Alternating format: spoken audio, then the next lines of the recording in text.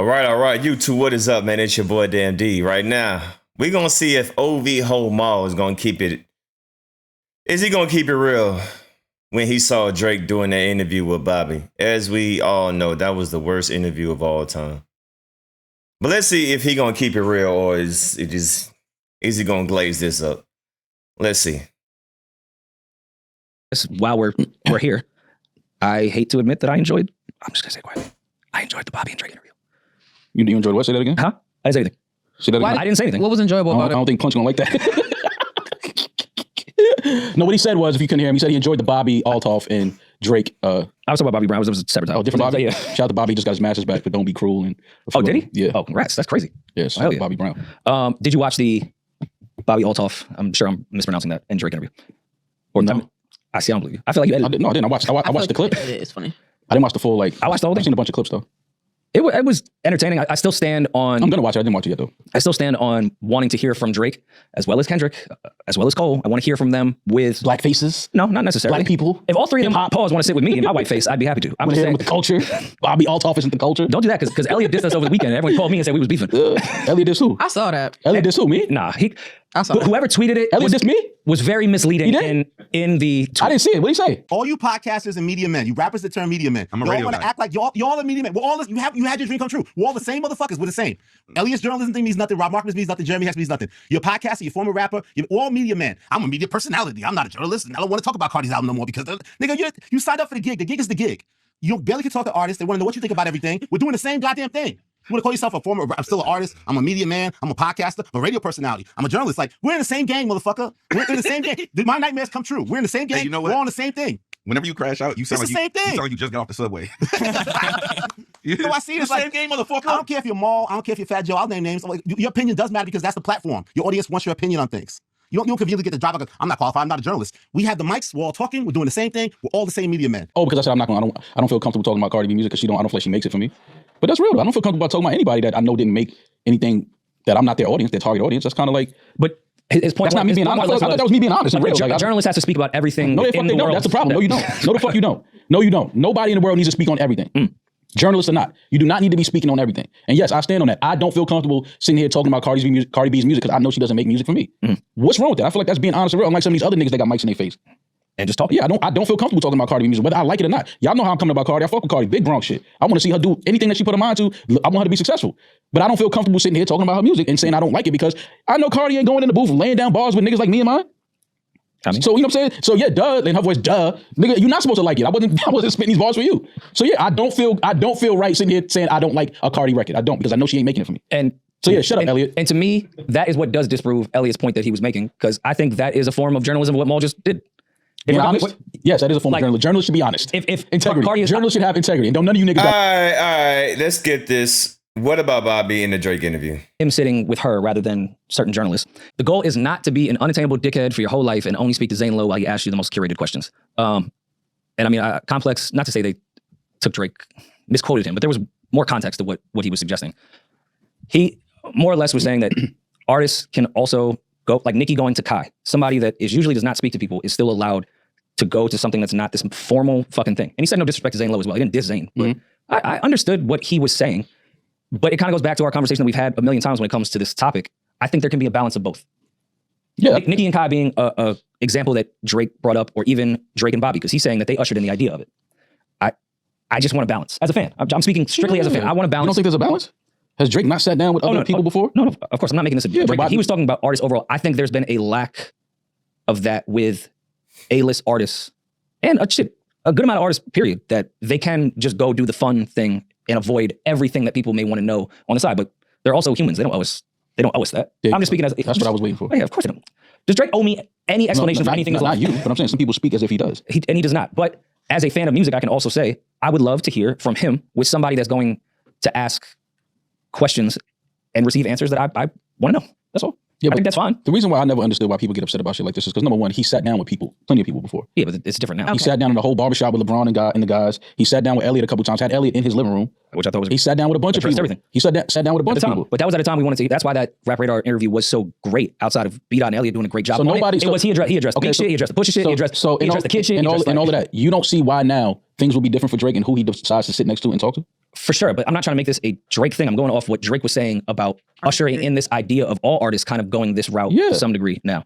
Yeah, they don't want to sit down with the same old, same old. They don't want to sit down and have the same curated conversations. They'd rather sit down with somebody that knows them in a different light, has more of a personal connection to them, and they could have a fun, cool conversation. Well, kind of Nicki didn't know each other at all. Well, no, it was not that they knew each other, but it was just polar opposite worlds. It was two. For sure, yeah. So it's like, okay, but he's saying that I made it cool for it not to be the same old formal sit down type of thing where you go and sit down with these people that have, again, these curated questions and these conversations. It's like people don't want to do that all the time. Yeah, I understand it. But these same people that they're saying, oh, we want them, they've sat down with these people before and had conversations with them. But everyone's speaking specifically based off what has happened. Yes, because everybody wants to hear from Drake now. Everybody wants to ask him about the beef and what happened. Of course. We get it. But do people not understand how he would not ever want to sit down with any of you niggas again? For sure. Nobody sees that in this equation? Of course. Oh, okay. That's all I'm asking. Like, how people so surprised? Again, and being completely objective in this, I liked the Kendrick shit with SZA, but I still want to hear from Kendrick. I want Kendrick to say somebody. Like, I have questions.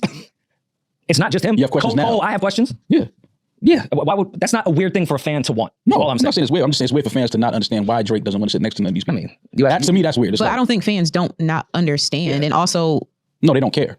yeah, no, they don't care. It's not that they don't understand. And honestly, I don't think that the fans are crazy for thinking that there's a little bit of a dodge of not wanting to talk about certain things. Yes, we want to do more fun interviews and curated interviews can be boring, this and that. But there's also so many different types of creators who have a different interview type platforms that before Bobbi Athloff became the thing, or honestly before Drake made her the thing. Like there's other people who aren't the traditional people or people that Drake might have felt stabbed him in his back during this beef, newer, younger people who are, you know what I'm saying, who are doing things that he can also sit with, who would also ask him questions. They might not be super curated, but who would also ask him certain questions that I just don't think that he's prepared to answer. So I just don't want it to all, one second. I don't want it to just be, I don't want the conversation to just be Drake just wants to do fun stuff and he also doesn't want to sit with fake niggas. There is also the point of there's certain shit when it comes to that battle because of the outcome of it and things like that Drake just doesn't want to talk about. That's okay, but that doesn't mean that people.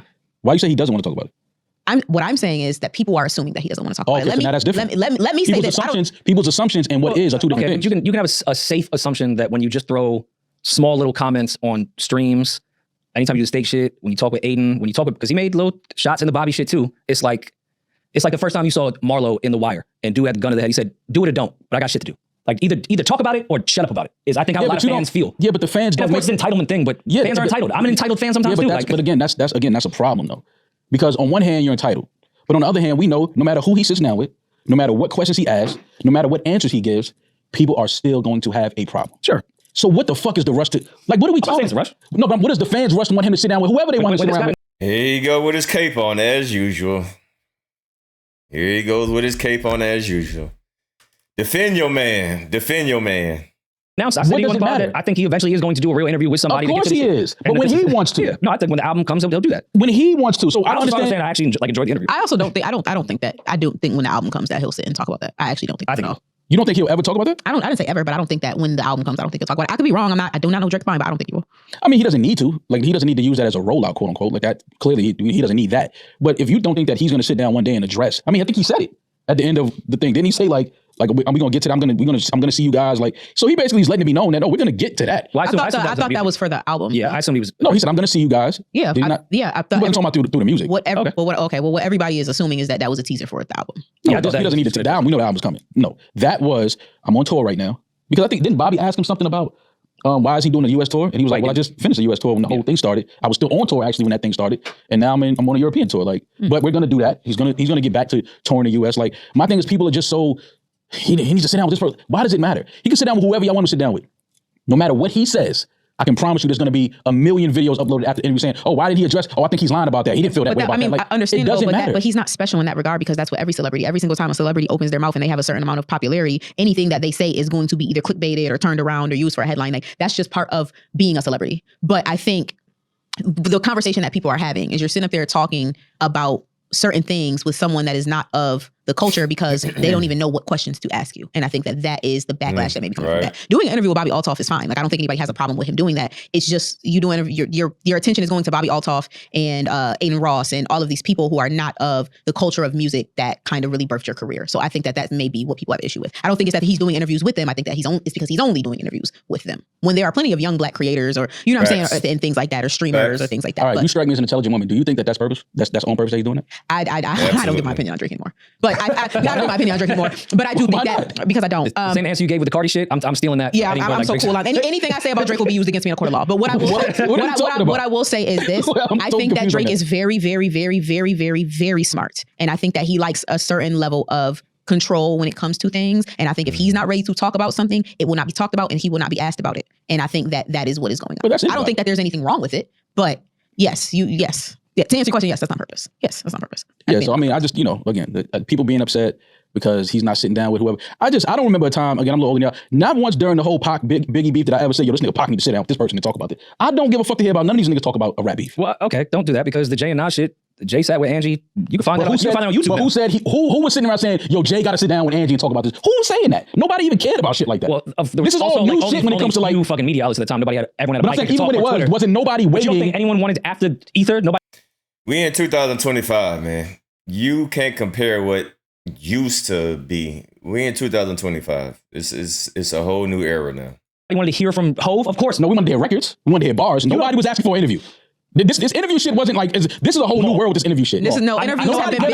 Interviews have been big. I was 13 years old. Nobody cared about interviews. Stop what we were doing when Jay sat with Angie. Of course you did. Nas, JB. Of course you did. But before it happened, you wasn't at home in Queens saying, Jay-Z needs to sit down and talk to somebody about this beef. You wasn't saying that. When the interview came out, because you didn't have to. Because you didn't have to beg for the interviews. You didn't have to beg. You didn't have to say, this needs to happen, this needs to happen, because you knew that it would happen. No, you didn't. It wasn't even a thought. Trust me, I was really out there. Nobody was thinking about an interview. Niggas wanted to hear raps. Okay, even though you're right, I was not sitting there going, Jay needs to talk to Angie. But you don't think that Hove thought in his mind, with all of the fans that heard Ether and the chatter that was going around the entire country, I need to go sit with Angie. That's what he was thinking. If it wasn't a thing that people wanted, he wouldn't have fucking done it. He needs to address a bunch of shit. He was sitting there like, listen, first of all, he was dissing Nas through the whole fucking thing too. It was purposeful. First of all, the way the thing ended, Jay gave a reason of why he was backing out of the thing. His mom had stepped to him, didn't like the energy, so it was a whole thing. But nobody, nowhere, on no block was saying, yo, I can't wait for the Jay-Z interview when he talks about this. I can't wait for the BEC or the Jadakiss interview when they talk about this. Okay. This is a whole new thing with rap now. Okay. You want to hear interviews about so you're talking about what was going on. You're talking about Jay-Z wasn't on stage doing a stream every goddamn night. Of course he wasn't, because he wasn't in business with the stage. So number one, first of all, there's multiple things. Yes. Number one, like Rory just said, the times have changed and we consume more media and we expect more out of our celebrities, right? Whether that's good or bad, whatever, that's one thing. Number two is just because the niggas on the block weren't waiting for the interview does not mean that music journalists wasn't waiting for the interview. But so have we figured out what culture is yet? Yeah, I know exactly what culture is.